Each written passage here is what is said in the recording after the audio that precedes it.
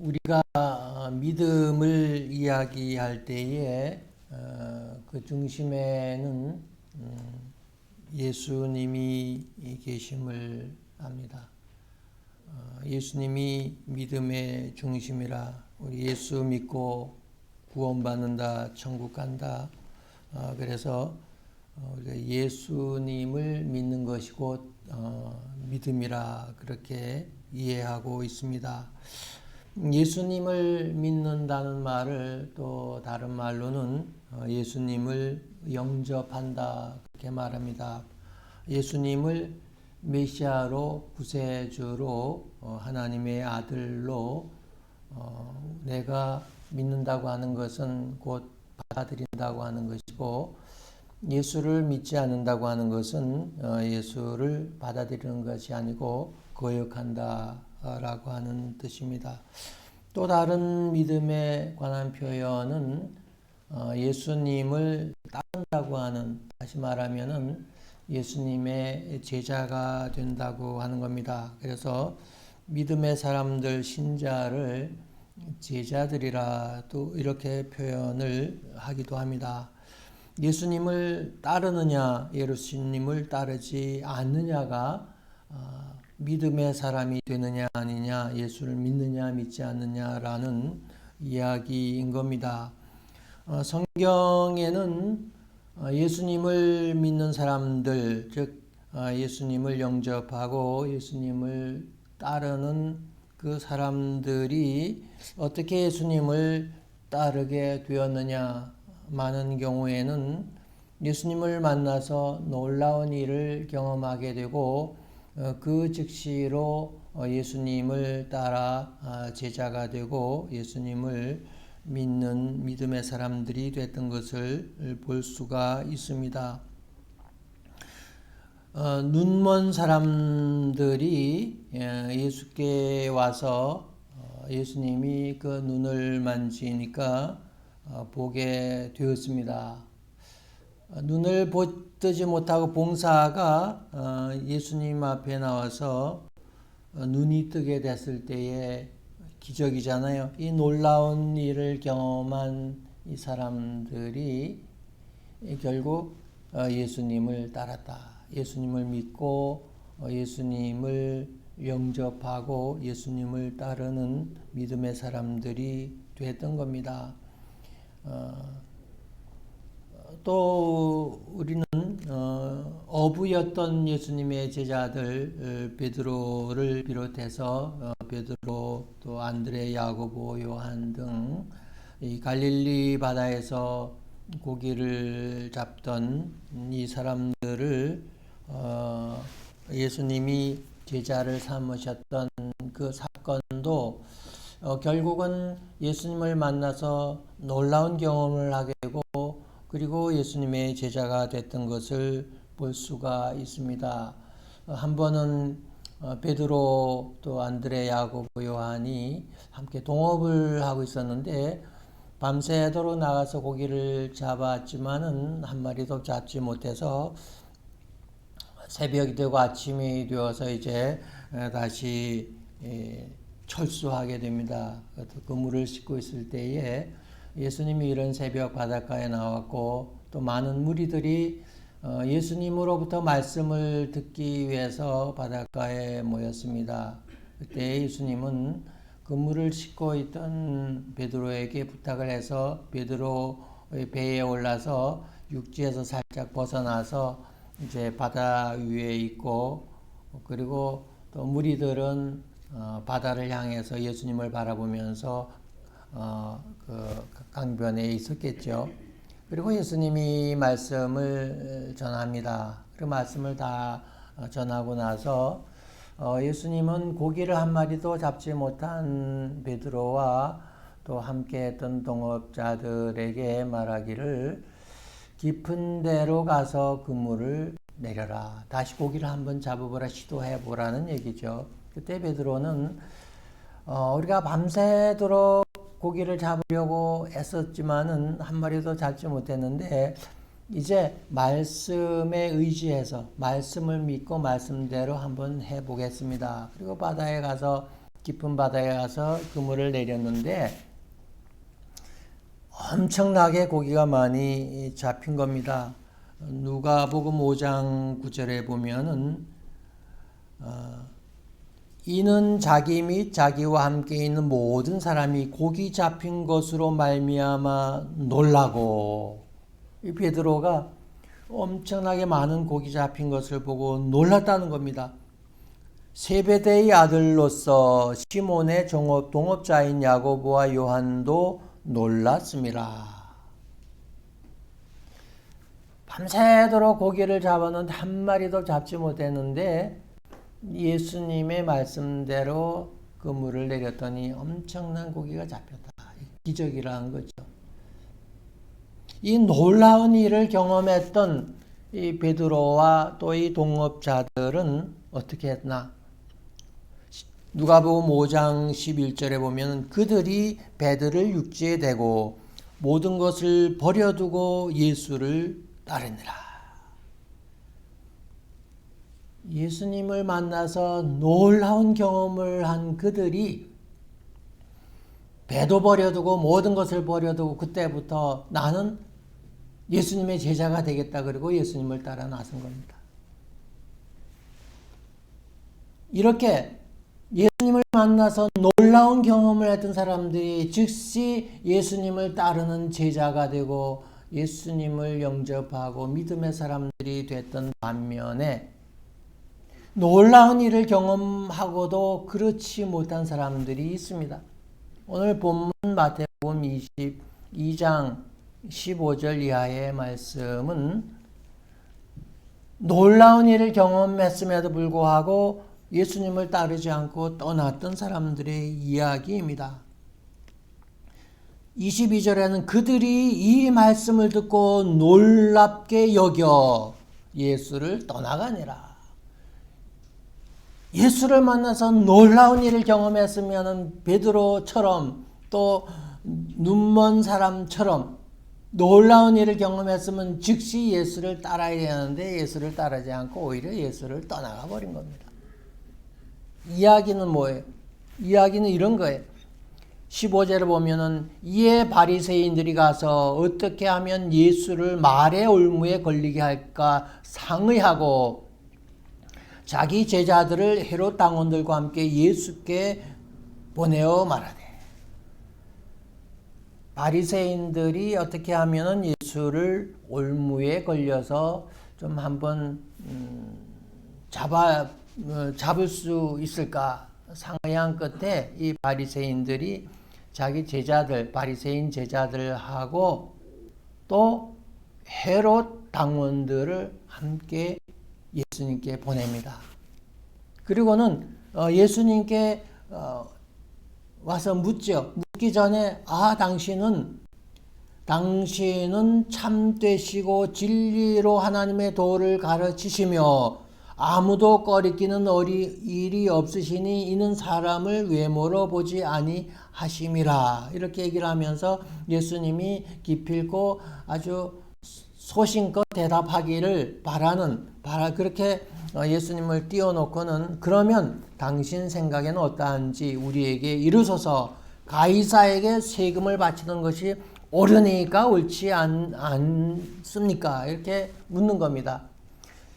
이것은 몰라서 묻는 것이 아니고 예수님의 말에 올무에 걸리게 하기 위해서 그렇게 물었던 거죠. 이 질문이 왜 그렇게 위험한 질문이냐? 이렇게 해도 예수님이 곤란해지고 저렇게 해도 곤란해지는 그런 질문인 겁니다. 다시 말하면은 당시에는 로마가 이스라엘뿐만 아니고 유럽 또 이 동아시아 그쪽을 다 또 아프리카 여기 다 로마가 식민지로 지배할 그런 때인데 식민지 국가에서 경제적으로 많은 수탈이 있었지만은 피할 수 없는 것 중에 하나는 세금이었다고 하는 거죠.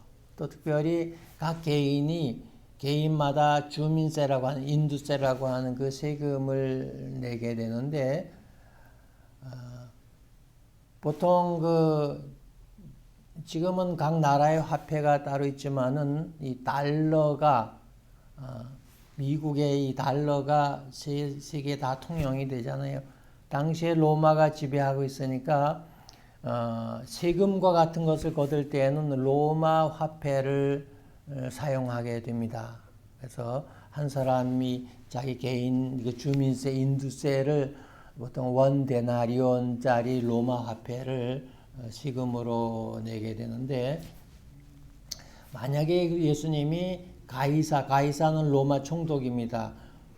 가이사에게 세금을 바쳐라 이렇게 얘기를 하면은 바치는 것이 옳다, 세금을 내는 것이 옳다 이렇게 얘기하면은 그 바리새인들과 같이 믿음을 아주 그 믿음에 있는 그런 사람들, 종교 지도자들에게는 늘 그 로마로부터 그 식민지의 지배를 반대하고 독립을 원하는 사람들이었고 많은 그런 이스라엘 백성들, 유대 백성들도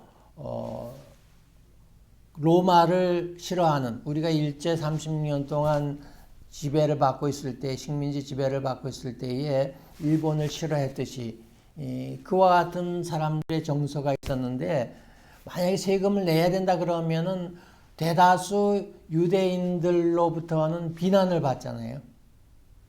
또 반대로 세금을 내지 말라. 세금 내는 것이 옳지 않다.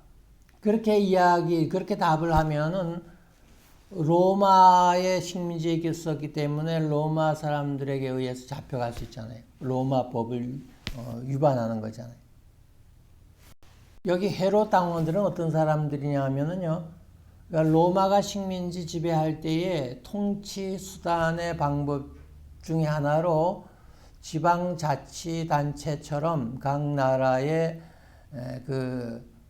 왕이나 그 제도를 인정을 해주고 그 사람들이 그 나라 백성들을 잘 유화시키면서 그들로 하여금 로마에 충성하게 하고 로마의 앞잡이의 역할을 정치적인 앞잡이의 역할을 할 수 있도록 그렇게 했던 겁니다. 그래서 이 유대의 왕으로 헤롯을 유대 왕으로 세우고 그 헤롯 일가들이 계속 왕이 된 겁니다. 로마의 앞잡이죠, 말하자면. 그리고 그러한 그 로마의 앞잡이 역할을 했던 헤롯 왕가의 그 결탁을 해가지고 함께 했던 그 집단이 헤롯 당파죠. 헤롯 당파들이다. 당원들이라는 겁니다. 그래서 이 사람들을 바리새인 제자들과 함께 와서 만약에 예수님이 세금을 내는 것이 가이사에게 세금을 내는 것이 옳지 않다, 세금 내지 말라 그러면 당장 체포돼 갈 겁니다. 그러니까 이렇게 답을 해도 저렇게 답을 해도 곤란한 그런 질문을 던진 겁니다. 그때 예수님은 다 아시잖아요, 그들의 그 의도를.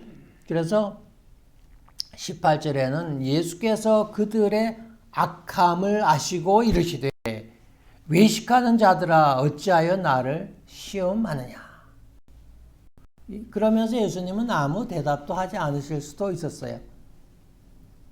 근데 대답을 하지 않으면은 그건 자선의 예수님의 행동일 수도 있지만은 최고의 답은 아니잖아요. 근데 예수님은 대답을 안 하신 것이 아니고 대답을 하셨는데 먼저 세금 낼 돈을 가져와라. 나한테 한번 가져와 봐라. 그러니까 누가 주머니에 있던 데나리온을 하나 가져왔겠죠. 거기에 무슨 누구의 형상이 있느냐. 보통 동전 보면은 지금도 미국의 동전도 보면은 거기에 사람의 그림이 있습니다. 자세히 잘 안 보셔서 더 모르실지 모르지만은 쿼러에 보면 미국 동전 쿼러에 보면은 누구 상이 있어요? 조지 워싱턴, 미국의 초대 대통령이잖아요. 조지 워싱턴의 그림이 있고 거기에는 리버티라고 자유라는 게 있고요. In God we trust. 자유 그리고 하나님을 우리가 믿는다. 그런 글귀가 함께 있고요. 동전 뒤쪽에는 각 주의 상징물들이 새겨져 있습니다. 쿼러의 그 10센트로 다임이라 그러는데 거기는 루즈벨트 대통령이 있고요. 그 다음에 5센트, 5센트에는 그 토마스 제퍼슨 3대 왕이죠. 그 다음에 페니 1센트에는 16대 대통령이었던 아브라함 링컨의 상이 있습니다.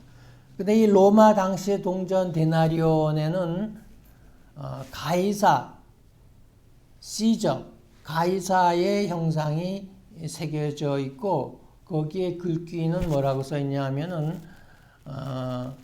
조너만 아우구스트의 아들 가이사라고 하는 문구가 써 있고요.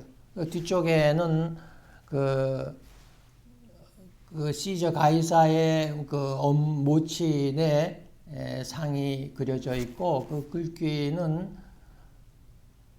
그 자유의 여신, 그러니까 자유의 여신을 의미하는 뜻으로 자기의 그 모친의 상을 새겨놓고 글귀는 최고의 제사장 이런 글을 써놓은 거죠. 예수님은 그 동전을 가져와라. 그러고선 거기에 누구 형상이 있느냐? 그러니까 사람들은 가이사의 형상입니다. 거기에 글귀나 형상이 가이사의 것인 걸 다 알잖아요. 그래서 예수님은 그러면은 가이사의 형상과 가이사의 글이 있으니까 가이사에게 바쳐라. 그러면서 가이사의 것은 가이사에게 바치고 하나님의 것은 하나님께 바쳐라. 예수님 아주 놀라운 대답을 하시잖아요. 바리새인의 제자들도 헤롯 당원들도 또 예수님과 함께 했던 제자들도 또 다른 많은 무리들이 함께 놀랐을 거 아니에요. 예수님의 이와 같은 아주 올무를 걸려고 질문을 던진 질문에 예수님이 기가 막힌 대답을 통해서 그 상황을 벗어나게 되는데 그들이 이 말씀을 듣고 놀랍게 여겨 예수를 떠나가니라. 놀라운 일이 있으면은 이분은 가르치는 것이 세상 사람들과 다르다. 바리새인과도 다르고 율법사들과도 다르고 그 누구와도 다른 이분, 권세 있고 세력 있고 권위 있는 이 가르침에 놀랐으면은 이제 나는 바리새인의 제자가 아니라 예수님의 제자가 되겠습니다. 그렇게 해야 되잖아요. 내가 헤롯 당원이 돼서 로마의 앞잡이로 있지만은 이 예수님을 보니까 이분이 진짜 메시아 같은 그런 분이다. 메시아 그리스도 같은 이분을 통해서 앞으로 이 나라가 구원이 되면 좋겠다. 뭐 이런 생각을 얼마든지 할 수 있잖아요. 예수님 앞에 와서 그 가르침이나 대답에 놀라운 그러한 경험을 했다 그러면 예수님을 따르는 제자가 돼야 되는데 예수님을 믿어야 되는데 예수님을 따르지 않고 예수님을 떠나간 겁니다.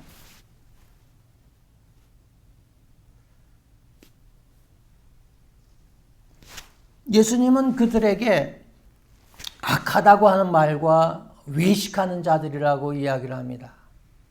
이 외식이라고 하는 거 우리가 알잖아요. 밖에 나가서 식사하는 게 외식이 아니라 사람들에게 보이려고 하는 것. 그게 외식이잖아요. 속의 마음과 다르게 겉으로 포장해서 옳게 보이려고 하고 사람에게 나타내려고 하고 자랑하려고 하고 잘 보이려고 하고 높임 받으려고 하고 이게 외식이라는 겁니다. 예수님이 당시에 종교 지도자들, 바리새인들, 사두개인들, 또 율법사들, 제사장들, 장로들 이 모든 사람들이 외식에 빠져 있다고 하는 것. 하나님을 잘 믿는다고 하지만은 그들은 실상은 사람들에게 보이려고요. 잘 보이는 데 가서 손 높이 들고 기도하면서 내가 일주일에 금식을 몇 번 하고 11조를 하고 구제하고 이런 것들을 막 나발을 분다는 겁니다. 사람들 들으라고. 하나님 앞에 기도하는 것이 아니고요. 그래서 예수님은 이들을 신랄히 비판을 하는 거예요. 그들의 외식에 대해서. 어떤 데는 회칠한 무덤과 같다. 겉에는 아주 깨끗한 이런 무덤이지만 속에는 썩은 송장이 있잖아요. 그들이 좋은 말, 부드러운 말 아주 이렇게 하지만은 그 속에는 악독이 가득하다는 거예요. 그들이 겉으로는 화려한 좋은 옷을 입지만은 그들의 속마음은 어때요? 추잡하다는 겁니다. 그래서 예수님은 이 독사의 자식들아, 저주를 내리는 그러한 사람들이 바로 이 외식했던 사람들인 겁니다. 그 뒤에 나오는 계속 이야기도 마찬가지예요. 부활이 없다고 하는 이 사두개인들, 부활이 없다고만 하지만 이들은 정말로 하나님을 잘 믿는다고 하는 그런 사람들이었죠. 예수님 앞에 와서 예수님하고 논쟁을 하잖아요. 그때 예수님은 그들에게 뭐라고 말하나요? 그들은 예수님 앞에 와서 그 유대 법에 따라서 결혼했다가 이제 자식이 없이 남편이 죽으면은 또 대를 잇기 위해서 그 동생하고 결혼하고 이렇게 하는 제도가 있는데 자기 남편 7명이나 된 다 아기를 못 낳고 그냥 다 죽었다. 근데 천국에 가면은 예수님은 자기는 부활을 안 믿지만 예수님이 부활이 있다고 하니까 천국에 가면 부활하면은 이 여자는 누구의 남편이 되느냐, 누구의 아내가 되느냐 그렇게 묻잖아요. 곤란한 질문이잖아요. 근데 예수님은 부활 시에는 시집 장가하는 일이 없다. 그렇게 말하잖아요. 그리고 부활이 없다고 하는 그들을 향해서 우리가 성경에서는 아브라함의 하나님, 야곱의 하나님, 이삭의 하나님 그렇게 말하는데 그들은 다 죽었잖아. 근데 하나님은 죽은 자의 아버지냐? 죽은 자의 하나님이냐? 산 자의 하나님이고 산 자의 아버지인데 그 얘기는 우리가 아브라함의 하나님, 이삭의 하나님, 야곱의 하나님을 부르는 것은 그들이 아직도 살아있다는 거. 다시 말하면 아브라함, 이삭, 야곱은 하나님 나라에서 부활에 살아있다고 하는 것. 그들이 입이 막히잖아요. 그래서 그들의 반응은 놀랐다는 거예요. 이 사두개인들도 예수님 앞에 와서 놀랐다.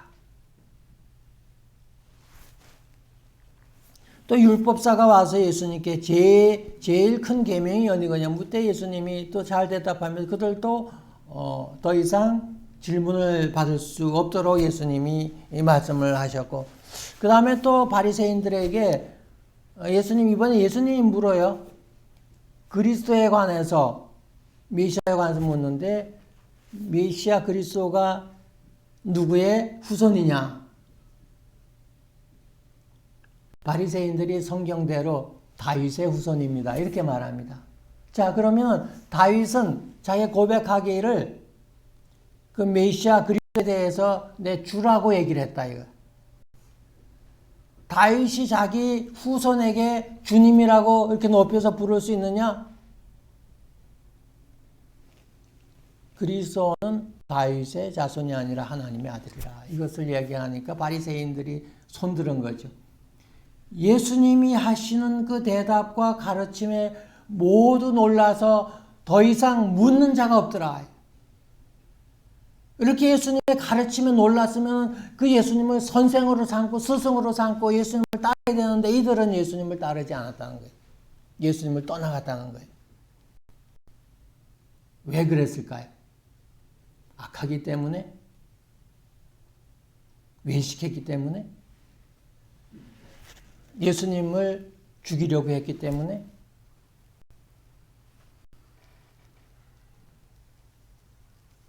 사도 바울이 어떻게 예수님을 믿은지 아시죠?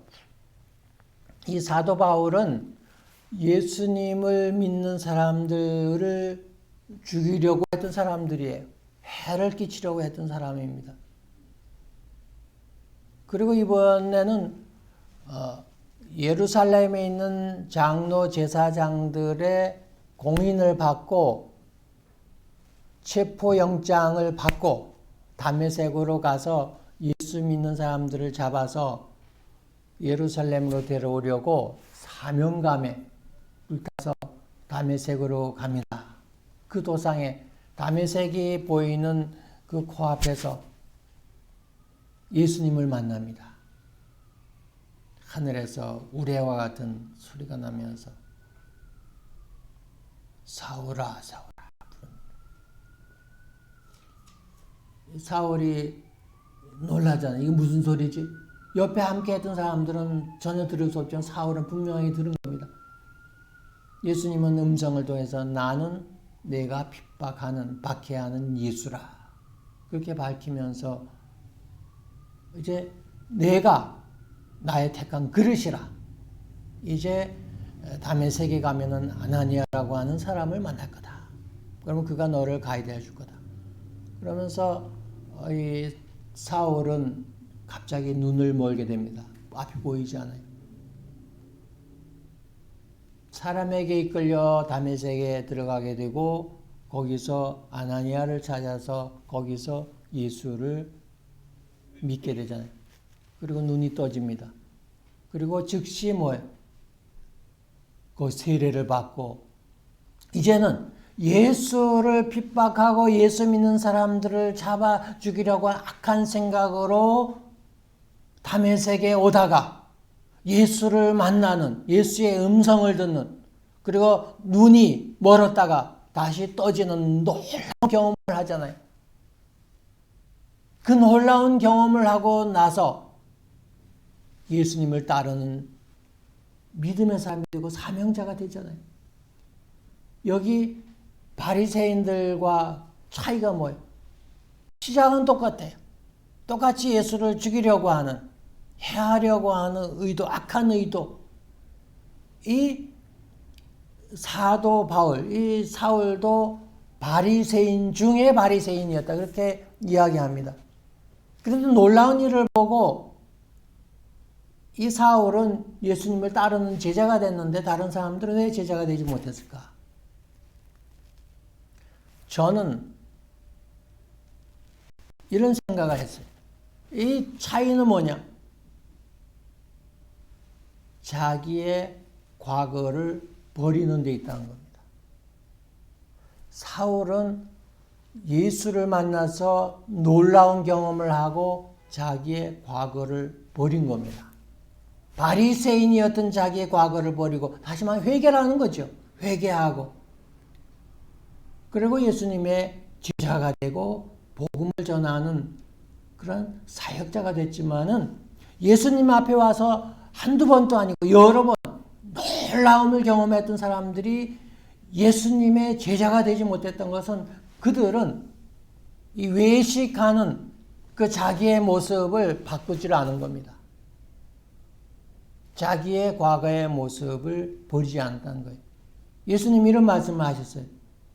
아무나 누구든지 나를 따르려면 자기를 부인하고 자기의 십자가를 지라.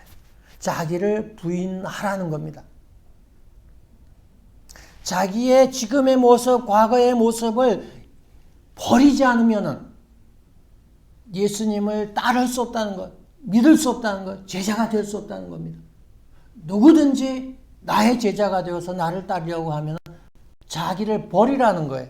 자기를 인정하지 말라는 거예요. 과거의 자기의 모습을 내팽개치라는 겁니다. 회개하라는 얘기잖아요. 그게 안 되면 예수님의 제자가 될 수 없다. 이 바리새인들, 사두개인들, 율법사들, 종교 지도자들, 외식하는 이들이 예수님의 가르침은 분명 놀라운 일이요. 세상 사람들과 같지 않은 그런 하늘의 권세로 가르침이 분명함에도 불구하고 믿고 따르는 제자가 되지 못했던 것은 그들은 자기의 모습을 바꾸기를 원하지 않았던 거죠. 회개하지를 않았다는 겁니다. 옛사람, 옛 모습을 버리지 않으면 새 사람이 될 수 없다. 그렇게 성경은 말합니다. 놀라운 일들을 목격하고 경험하고도 예수님을 따르지 못하고 제자가 되지 못하고 예수님을 떠나갔던 그들이지만은 여러분들, 우리는 이미 예수님의 제자가 됐잖아요. 예수님을 따르는 믿음의 사람들이 됐기 때문에 이 문제가 뭐 우리들에게 중요한 건 아닐지 몰라요. 그러나 우리에게도 앞으로 지금부터 예수님을 계속 따를 수도 있고 예수님을 버릴 수 있고 예수님을 떠날 수도 있다는 겁니다. 거기에 우리는 생각을 해봐야 되는 거죠. 이미 예수님의 제자가 되고 예수님을 따르는 사람들이 됐지만은 앞으로 예수님을 떠날 수도 있다는 거예요. 요한복음 6장 60절에는 제자 중 여럿이 듣고 말하되 이 말씀은 어렵도다. 누가 들을 수 있느냐? 그때부터 그의 제자 중에서 많은 사람이 떠나가고 다시 그와 함께 다니지 아니하더라. 많은 제자들이 예수님을 따르다가 어느 날 예수님이 하시는 말씀을 듣고 누가 들을 수 있느냐? 예수님이 하시는 말씀을 들을 수 없다는 거예요. 이해하고 깨닫고 믿을 수 없어서 결국은 많은 사람들이 떠나갔다는 겁니다. 따르던 사람들이 제자가 되기를 포기했다는 거예요. 떠나갔다는 거예요. 근데 예수님이 무슨 말씀을 하실 때 그랬느냐? 나는 하늘에서 내려온 양식이라는 겁니다.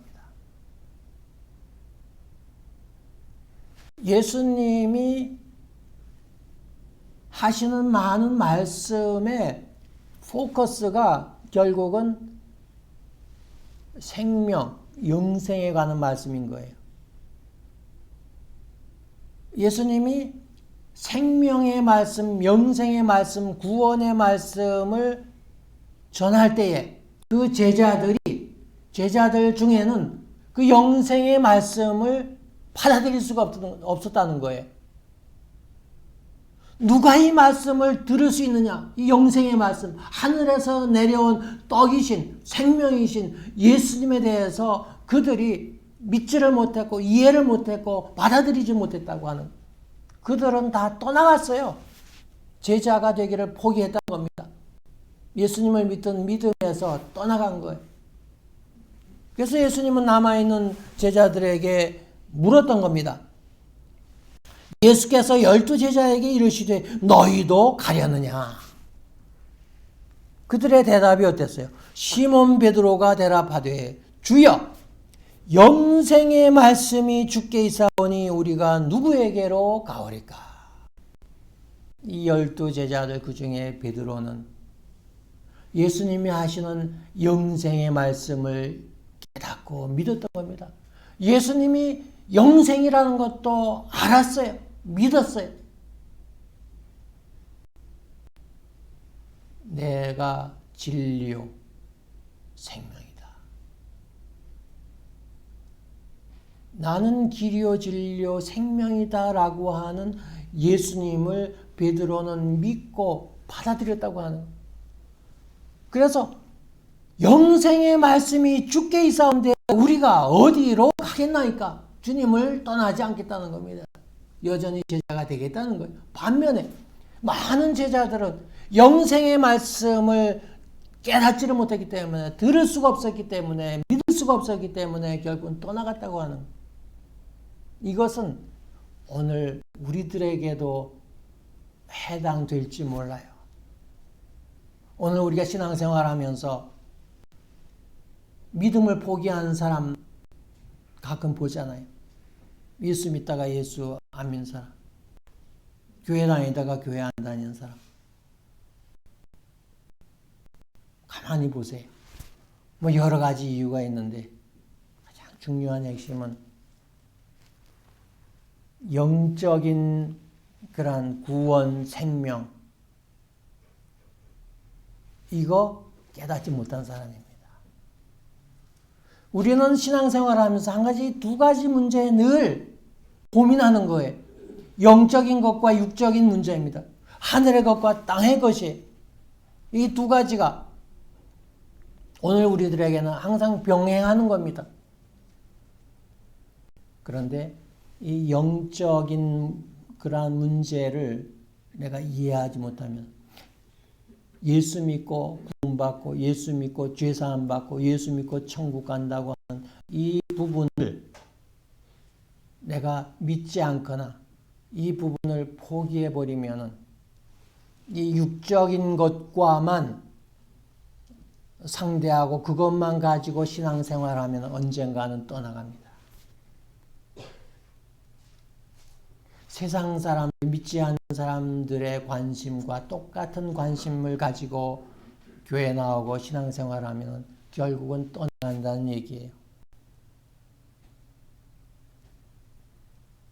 내 육신에 필요한 것들만 생각하고 구한다면 또 나와 내 가족과 내 자녀들의 이 육신에 관한 것만 생각하고 그것만 구하고 거기만 관심 갖고 영적인 데에는 마음을 닫아버린다 그러면은 결국은 떠나갈 수밖에 없다고 하는, 예수를 믿는 것을 포기할 수밖에 없다는 겁니다.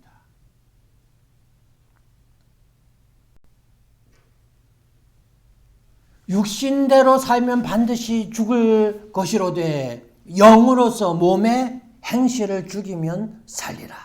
사도 바울이 그렇게 얘기합니다. 육신대로 육신의 것만 추구하고 생각하고 그렇게 하면 결국은 우리가 죽고 나면 하나님 앞에 설 때에 우리의 영혼도 죽는 겁니다. 영으로서 우리의 행실, 육신을 죽이면 산다고 하는 것. 그것이 성경이요, 말씀인 거예요. 우리가 신앙생활하면서 뭐 죄 얘기하고 구원 얘기하고 뭐 천국 얘기하면 어떤 사람 귀 닫고 마음 닫아요. 좀 그런 얘기하지 말고 뭐 좋은 소리, 복된 소리, 뭐 축복하는 얘기, 잘 사는 얘기, 잘 되는 얘기, 건강 얘기, 또 이런 거 얘기하고 그런 거 기도하라고 하는 사람들은 반드시 언젠가는 떠나갑니다. 그것을 알고 있는 목회자들은 가슴 아픈 거잖아요. 영적인 깊이 있는 영생, 구원, 생명 여기에 관심을 가지고 늘 그런 문제 가지고 고민할 때에 그런 사람들은 정말 내 육신과 관련된 세상과 관련된 일들에 안 좋은 것들이 생겨나도 예수님을 버리지 않아요.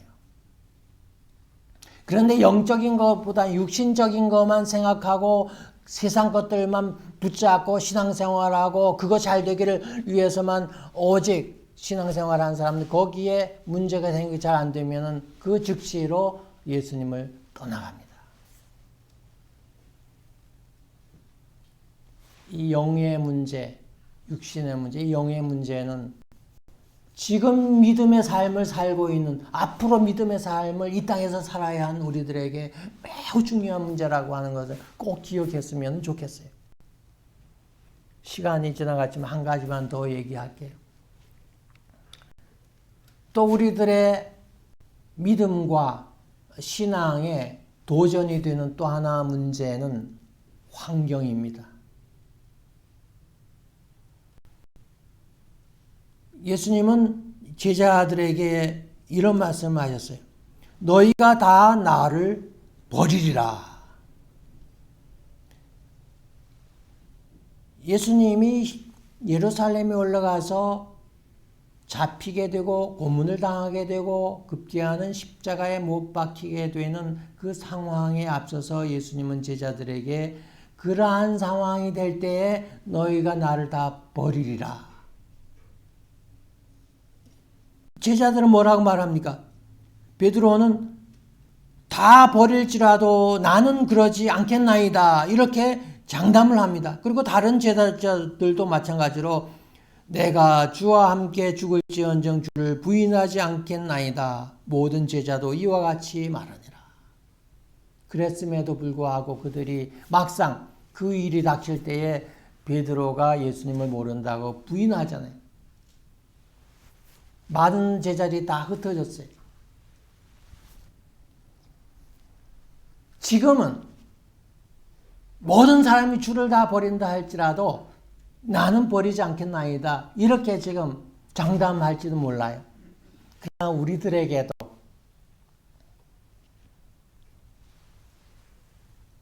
위기가 왔을 때에, 위험한 아주 위기가 왔을 때에 장담할 수 없다는 거예요.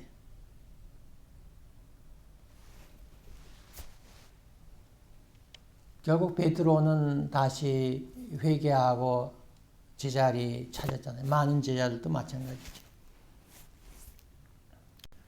요즘 코로나가 우리들에게는 어려운 환경일지 모릅니다.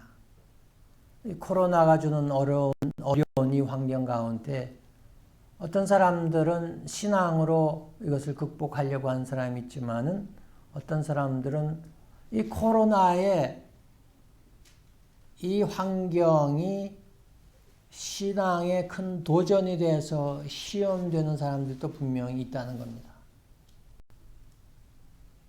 이전에처럼 코로나에 걸려서 죽을까봐 두려워서 신앙생활의 활동을 소극적으로 하는 사람도 있을 것이고, 또 코로나로 인해서 많은 경제적인 어려움 때문에 또 하나님 앞에 드려야 할 헌금도 또 못 드리는 사람들도 있고,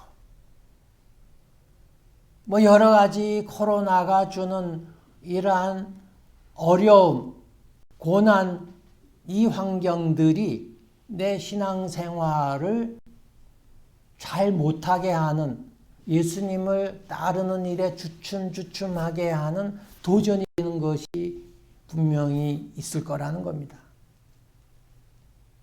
또 다른 환경이 있습니다. 이것은 우리들에게 나태함과 게으름을 주는 환경입니다.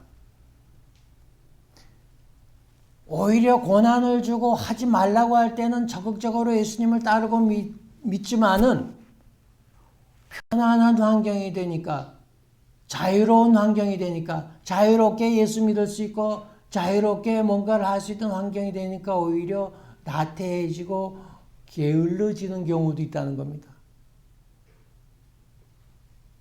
예수님이 천국 비유의 말씀을 하시면서 자기 아들을 위해서 큰 잔치를 벌려놓고 사람들에게 손님을 청할 때에 어떤 사람은 내가 밭을 사서 못 간다. 어떤 사람은 내가 소를 사서 못 간다. 어떤 사람은 내가 결혼해서 못 간다. 그리고 오지 않잖아요.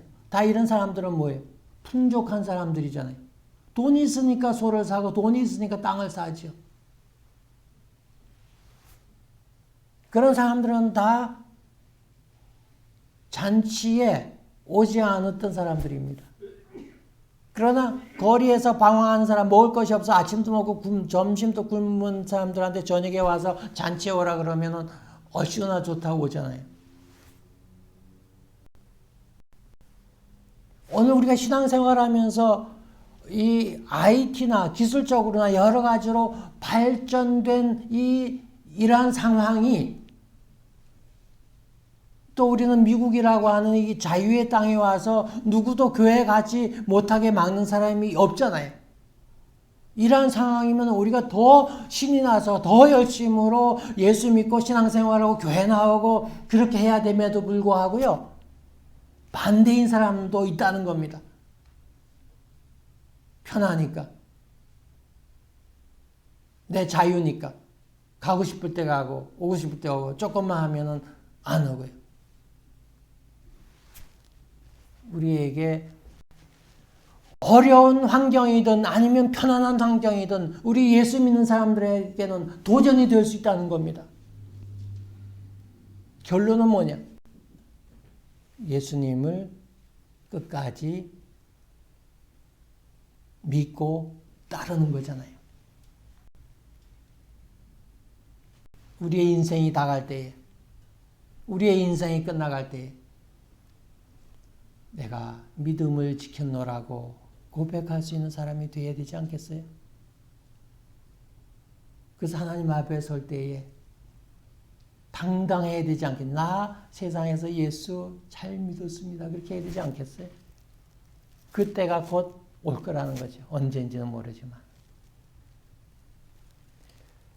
제 결론으로 말씀을 줄이겠습니다.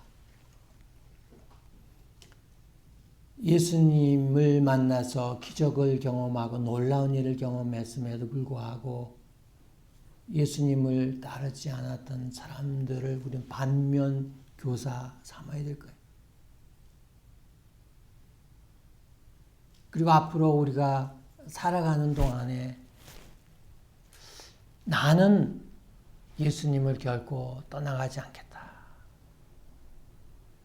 그런 믿음의 결단을 가지고 특별히 코로나로 인해서 어려운 상황이 되었고 또 한편으로는 코로나 때문에 또 줌이라고 하는 것, 이 온라인으로 하는 비대면을